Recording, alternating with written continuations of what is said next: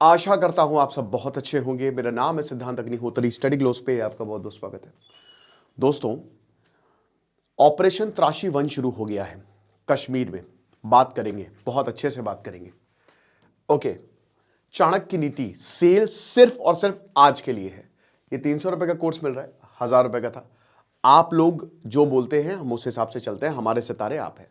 ये 10 लेक्चर्स है। आप लोग कह रहे थे सर प्लीज सेल देख लीजिए कब आएगी, तो अब आ गई है। तो कूपन कोड नीति 70 यूज करें, डिस्क्रिप्शन कमेंट बॉक्स में लिंक है। तो बात यह है दोस्त कि ये जो ऑपरेशन है ये शुरू हो चुका है। अब ये कश्मीर में शुरू हुआ है। कश्मीर में चित्रू एरिया, सोनार एरिया, यहां चित्रू जो पूरा एरिया है, यहां पे 7 से 8 आतंकी छुपे थे। खबर मिली आर्मी को, आर्मी पहुंच गई। 2 से 3 आतंकी जो है वो जैश ए मोहम्मद के बताए जा रहे हैं। अब जैसे ही यहां पे आए गोलाबारी शुरू हो गई एकदम से, एरिया पूरा कॉर्डन कर दिया। होता क्या है कि जैसे मान लीजिए कि आतंकवादी एक पर्टिकुलर जगह पे हैं, उनको ज्यादा एडवांटेज है, और ओजीडब्ल्यू ओवरग्राउंड वर्कर्स जो कि मदद करते हैं, कश्मीर के ही बहुत कम रह गए हैं वैसे नाम मात्र के, लेकिन जो भी है थोड़े बहुत जो मदद करते हैं, वहां पे हम ये देखते हैं कि ये ओजीडब्ल्यू जो है इन्हीं की वजह से ये आते हैं यहां पे। अब जब खबर मिलती है तो पूरे एरिया को ऐसे सर्कल में सिक्योर किया जाता है। मतलब एक तरीके से एंट्री और एग्जिट पॉइंट्स बिल्कुल बंद कर दिए जाते हैं। अब जैसे मान लीजिए यहां पे आतंकवादी हैं, तो ये इतना बड़ा एक पेरीमीटर बनाया जाएगा, कॉर्डन किया जाएगा। फिर उसके बाद धीमे धीमे धीमे धीमे पास आते हैं, ठीक है, इसको कम करते जाते हैं, है ना। अब इस दायरे को तोड़ना है, क्योंकि भाई जाहिर सी बात है मार दिए जाएंगे आतंकवादी, उनको पता है कि हमारे सामने काल बैठा है। तो अब क्या है कि इसको तोड़ने के लिए ये गोलीबारी करेंगे। तो अब यहां पे इन्होंने ग्रेनेड फेंका, स्प्लिंटर्स, जिसकी वजह से हमारे 3 सिपाही घायल हुए। तो अब वो 3 सिपाही जो है वो अस्पताल में है, कोई हताहत मतलब कोई कैजुअलिटी नहीं हुई, और हमारे 8 सोल्जर्स अभी टोटल इंजर्ड हैं। लेकिन ऑपरेशन त्राशी 1 शुरू हुआ है, क्योंकि अभी ऐसे ऑपरेशन और भी ऑपरेशन होंगे। किश्तवाड़ में ही दोस्तों 9 जनवरी और 13 जनवरी को ये ऑपरेशन चलाया गया। और अब क्योंकि यहां पे ये बताया गया था कि 30 से 40 आतंकवादी जो हैं वो कश्मीर में छुपे हैं, लेकिन ये 100 तक हो सकते हैं। ये हमारे जनरल उपेंद्र द्विवेदी ने ये बात बोली थी कि इतने आतंकवादी जो है वो छुपे हो सकते हैं, ठीक है। तो अब उन सबको साफ करना है। अभी तक अब देखिए, अभी चिलाई कनाल था, चिलाई कलान चल रहा है, एक्सट्रीम, फिर चिलाई खुर्द आएगा। होता क्या है कि जबरदस्त बर्फ पड़ती है। इस बार बर्फ ही नहीं पड़ी कश्मीर में, उसका भी मैंने रीजन लिया था, ज्योग्राफी का लेक्चर लिया था।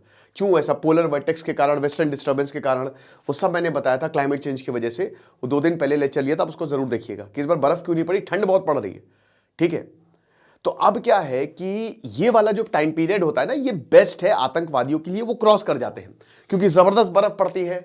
और इसका फायदा उठा के ऐसे बहुत सारे पॉइंट्स हैं जहां पे फेंसिंग नहीं है, तो वो क्रॉस करते हैं और फिर वो भारत में आते हैं, क्योंकि एलओसी से जो भी एंट्री और एग्जिट पॉइंट्स थे उन्होंने उसको बंद कर दिया गया है।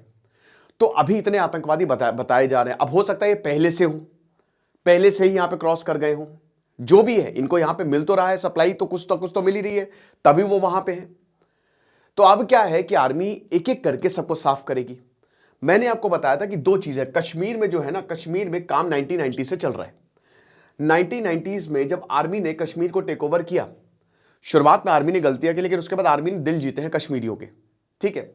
और ये जो टेक ओवर हुआ है कश्मीर में, उससे हुआ क्या है कि जो मिलिट्री ग्रिड है ना कश्मीर में, वो बहुत स्ट्रांग है, बहुत ज्यादा स्ट्रांग है, ठीक है, बहुत बहुत ज्यादा स्ट्रांग है। तो इसलिए कश्मीर घाटी में हमले बहुत मुश्किल हो गए, बहुत ज्यादा मुश्किल हो गए। लेकिन जैश का जो सरगना है मसूद अजहर, उसका पूरा परिवार उड़ गया और उसने बहुत खतरनाक स्टेटमेंट्स दी हैं। उसने, मैंने बोला था कि इसको सीरियसली लेने की जरूरत है, और उसने ये बोला है कि हमारे पास इतने सारे फिदाइन है ना, आप सोच भी नहीं सकते, 100 सैकड़ों हैं, और ये सब लॉन्च कर देंगे। और ये पूरी फैक्ट्री बना रहा है, ठीक है। जमाते मोमीन, इसने एक वुमेन्स विंग जो है वो शुरू कर दी। और आपको पता है ना कि देखिए, औरत और बच्चे ये 2 ऐसे हैं, इनको बहुत रियायतें मिलती हैं। और अगर वॉर में औरत और बच्चे का, क्योंकि फर्स्ट लाइन ऑफ डिफेंस होती है, इन पे फायर नहीं कर सकते, इनको आसानी से एंट्री मिल जाती है, ठीक है। इसीलिए औरतों को एज अ फिदाइन बहुत यूज किया जाता है। टीटीपी करता है, तहरीके तालिबान, और जैश वही कर रहा है। एक पूरा मॉड्यूल चला रहा है, ब्रेन वॉश कर रहा है। फिर उसके बाद 0.5 फ्रंट हमारे यहां। जैसे आपने देखा कि जो व्हाइट टेरर मॉड्यूल है, कन्वेंशनल टेरर मॉड्यूल जो है हमारी आर्मी ने ध्वस्त कर दिए। हमारी इंटेलिजेंस एजेंसी बहुत ज्यादा सक्सेसफुल रही है, ठीक है।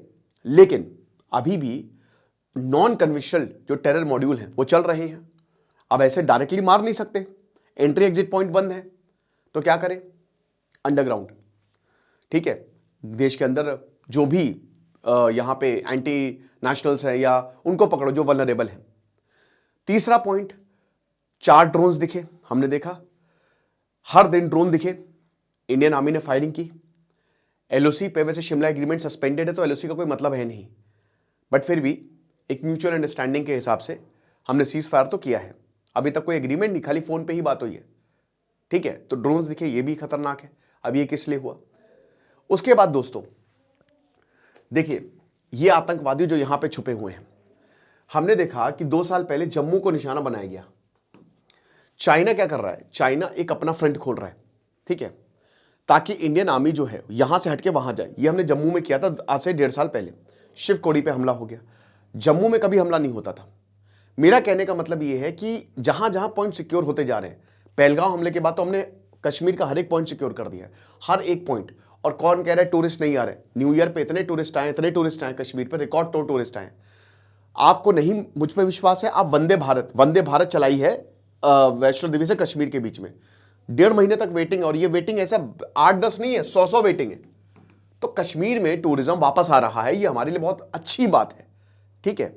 लेकिन आतंकवादी इसको बिल्कुल तोड़ने की कोशिश करेंगे कि कश्मीर का डेवलपमेंट का मतलब यह है कि हमारे यहां से पीओके भी चला जाएगा, क्योंकि वो बोलेंगे जब यहां पे इतना डेवलपमेंट है तो हमने क्या गुनाह किया है।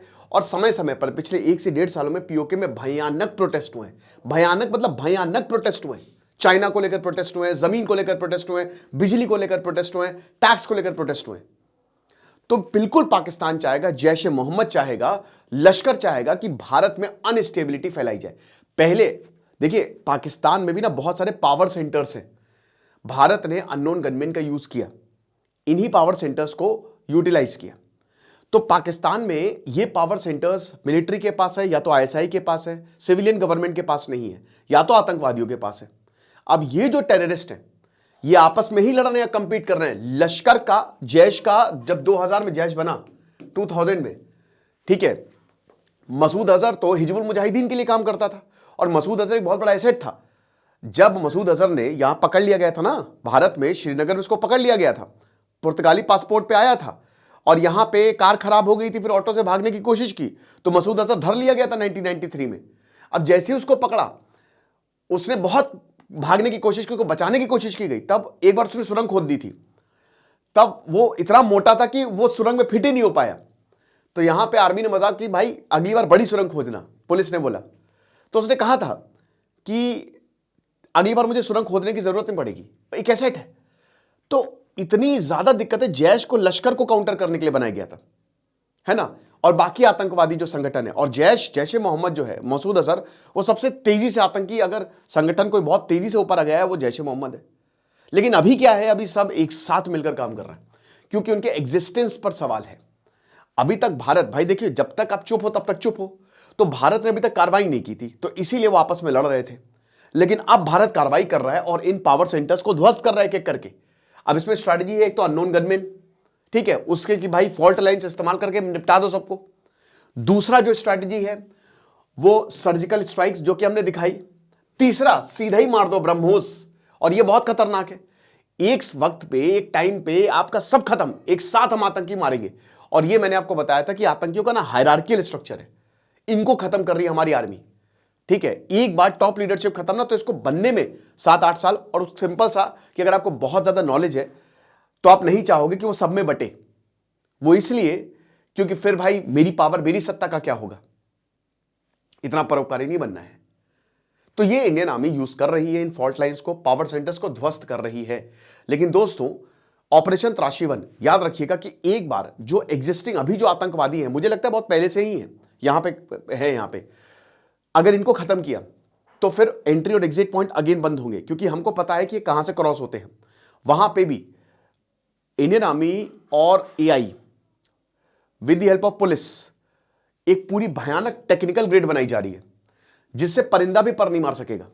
इस पे जबरदस्त तरीके से काम चल रहा है, तो वो होगा। और इस ऑपरेशन को हम बहुत जल्द सक्सेस होते हुए देखेंगे और आपको पता चलेगा कि जितने भी आतंकी है एक को ढूंढ के मारा है। अब आतंकवादी हमले की नहीं सोच रहे, वो बचने की सोच रहे हैं, ठीक है, कि किसी तरीके से बचो। आपको क्या लगता है मुझे कमेंट बॉक्स में बताइएगा। बाकी बहुत ही शानदार कोर्स हमारा चाणक्य नीति का है, आप अवेल कर सकते हैं। सिर्फ आज के लिए हमने सेल चलाई है। खुश रहिए, पढ़ते रहिए। दिस इज सिद्धांत अग्निहोत्री साइनिंग ऑफ।